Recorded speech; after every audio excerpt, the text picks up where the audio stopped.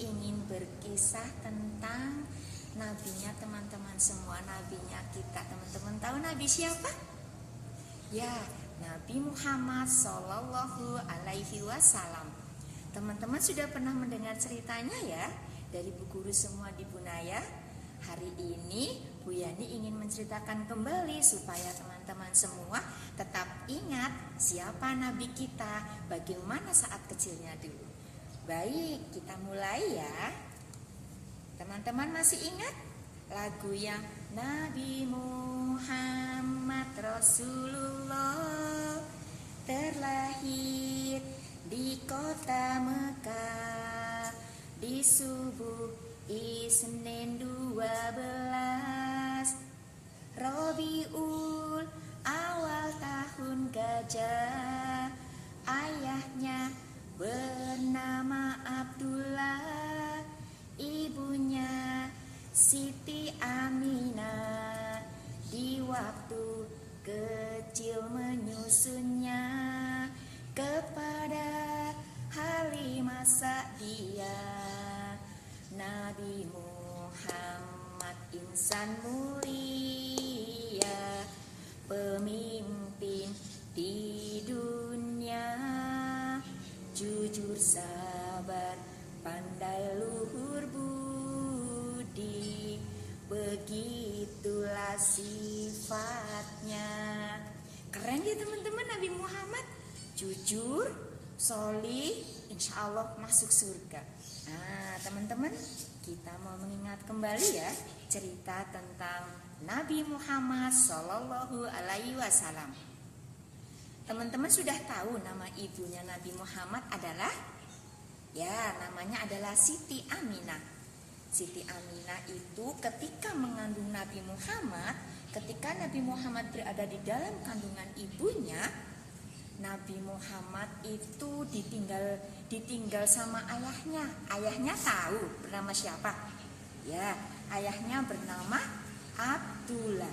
Tetapi Nabi Muhammad ditinggal ayahnya atau ayahnya meninggal ketika Nabi Muhammad masih berada di dalam kandungan ibunya. Jadi ketika Nabi Muhammad lahir, Nabi Muhammad sudah tidak mempunyai seorang ayah. Ini ketika Nabi Muhammad lahir, Nabi Muhammad sudah tidak punya ayah. Ayahnya sudah meninggal, jadi sudah yatim. Teman-teman kan masih punya ayah semua ya? Kalau Nabi Muhammad ketika lahir sudah tidak punya ayah, sudah jadi yatim. Kalau pada zamannya Nabi Muhammad itu, ketika ada anak bayi itu tidak disusui oleh ibunya, tidak disusui oleh uminya. Jadi Nabi Muhammad itu tidak disusui oleh ibu Aminah. Tetapi waktu zaman Nabi Muhammad itu dibawa ke satu desa. Desa itu bernama Bani Sa'ad.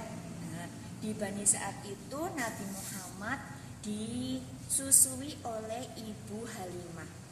Waktu itu Nabi Muhammad ketika baru lahir tidak langsung dibawa teman-teman. Jadi rombongan wanita yang dari Bani Sa'ad ini datang ke kampungnya Nabi Muhammad, ke desanya Nabi Muhammad. Kemudian para wanita Bani Sa'ad itu mencari anak susuan.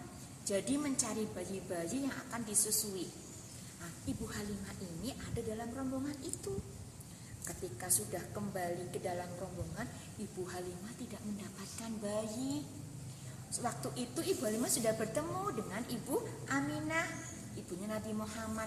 Ibu Aminah bilang ke Ibu Halimah, maukah kamu menyusui bayiku? Tetapi dia sudah yatim, dia tidak punya ayah, namanya Muhammad. Ibu Halimah tidak mau. Kenapa tidak mau teman-teman? Karena Ibu Halimah itu ingin mencari anak susuan yang dari orang tuanya kaya supaya bisa mendapatkan bayaran yang banyak. Karena Ibu Halimah merasa kekurangan. Sudah beberapa bulan itu desa Ibu Halimah kekeringan. Jadi Ibu Halimah tidak mempunyai cukup untuk dimakan anak-anak dan keluarganya. Jadi Ibu Halimah ketika ditawarkan, ini anakku anak yatim, anaknya Muhammad. Ibu Halimah geleng kepala, aku tidak mau. Nah, ketika tidak mau, Ibu Halimah dan suaminya kembali ke rombongan yang tadi banyak dari Bani Sa'ad. Tetapi ketika kembali ke rombongan, hanya Ibu Halimah teman-teman yang belum membawa bayi. Karena tadi bertemu dengan Ibu Aminah, ditawarkan Nabi Muhammad bayi, tidak mau. Akhirnya Ibu Halimah berpikir dengan suaminya, bagaimana ini kita tidak mendapatkan anak, nanti kita tambah tidak punya penghasilan. Seperti itu. Nah, akhirnya ketika berembuk antara Ibu Halimah dan suaminya, terjadi kesepakatan, baiklah kita ambil saja Muhammad. Semoga Muhammad ini membawa keberkahan untuk keluarga kita.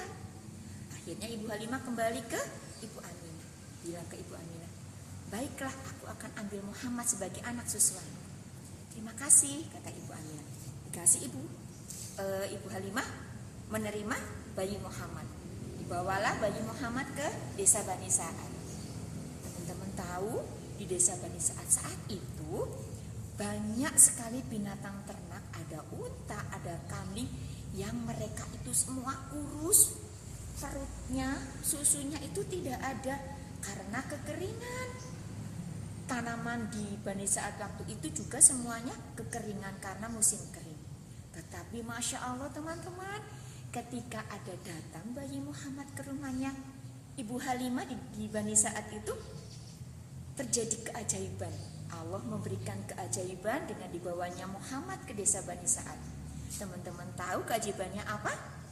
Keajaiban yang terjadi adalah kambing yang tadinya kurus kering, kemudian unta yang tadinya kurus kering, ketika ada bayi Muhammad di situ, semuanya menjadi gemuk, semuanya menjadi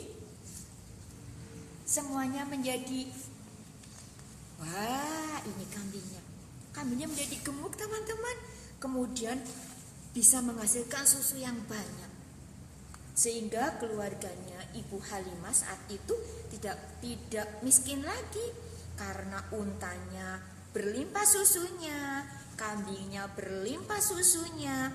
Kemudian masyarakat Bani Sa'ad juga semuanya bergembira karena semua binatang ternaknya adalah susunya ada lagi, tidak kekeringan lagi. Bani Sa'ad itu mengasuh Muhammad sampai berumur 5 tahun teman-teman. Ketika masih berada dalam asuhannya Ibu Halimah, Nabi Muhammad kecil, pekerjaannya adalah, teman-teman tahu apa pekerjaannya? Menggembala kambing. Menggembala kambing.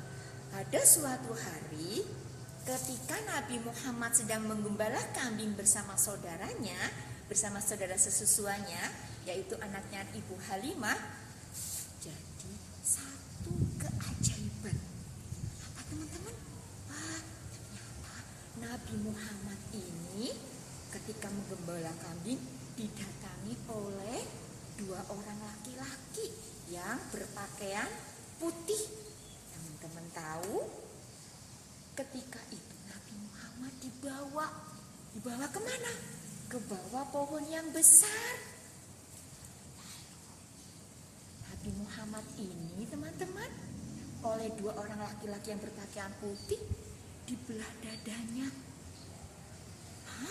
Dibelah dadanya? Ya, dibelah dadanya, lalu diambil hatinya, diambil jantungnya. Enggak mati Bu Guru? Enggak meninggal? Enggak. Karena Nabi Muhammad ketika dibelah dadanya itu atas izin Allah. Jadi ketika dibelah dadanya tetap bisa hidup. Ketika dibelah dadanya, diambil jantungnya oleh 2 orang laki-laki yang berpakaian putih itu, dicuci dengan salju. Di mana? Ternyata 2 orang laki-laki itu teman-teman membawa kalau sekarang kita bilang baskom ya, membawa baskom yang berisi salju. Tetapi baskomnya berbeda dengan baskomnya kita ya. Baskomnya berisi salju. Ketika sudah dibelah dadanya, diambil jantung dan hatinya, dicuci teman-teman, dibersihkan. Untuk apa? supaya Nabi Muhammad bisa terjaga hatinya. Jadi tidak pernah berbuat salah karena hatinya sudah dicuci oleh malaikat Jibril. Teman-teman tahu malaikat Jibril? Ya, malaikat Jibril adalah malaikat yang oleh Allah diutus untuk apa? Untuk mengirimkan wahyu kepada Nabi Muhammad. Nah, waktu itu malaikat Jibril menyamar tahu teman-teman? Jadi tidak malaikat Jibril kan bukan manusia, tetapi waktu membelah dada Nabi Muhammad, malaikat Jibril berubah menjadi manusia. Ketika sudah dibelah dadanya, ada saudaranya yang melihat. Nah, teman-teman mau tahu ceritanya lebih lanjut? Bagaimana saudaranya ketakutan ketika melihat Nabi Muhammad dibelah dadanya? Baik, teman-teman boleh berdoa kepada Allah, semoga pandemi ini, virus corona ini segera Allah ambil kembali untuk kembali ke asalnya. Jadi nanti teman-teman semua bisa bercerita kembali dengan Bu Guru di Punaya Fantip tentang bagaimana sih saudaranya Nabi Muhammad ketakutan ketika melihat Nabi Muhammad dibelah dadanya. Baik, cukup dulu cerita dari Bu Yani. Semoga teman-teman sehat selalu. Kita bantu doa ya, semuanya doa bersama-sama supaya pandemi ini segera berakhir. Teman-teman segera bersekolah kembali, bertemu dengan Bu Guru. Nanti kita teruskan kembali ceritanya dengan bertatap muka ya, supaya lebih asik. Baik, Bu Yani akhiri dengan salam. Assalamualaikum warahmatullahi wabarakatuh.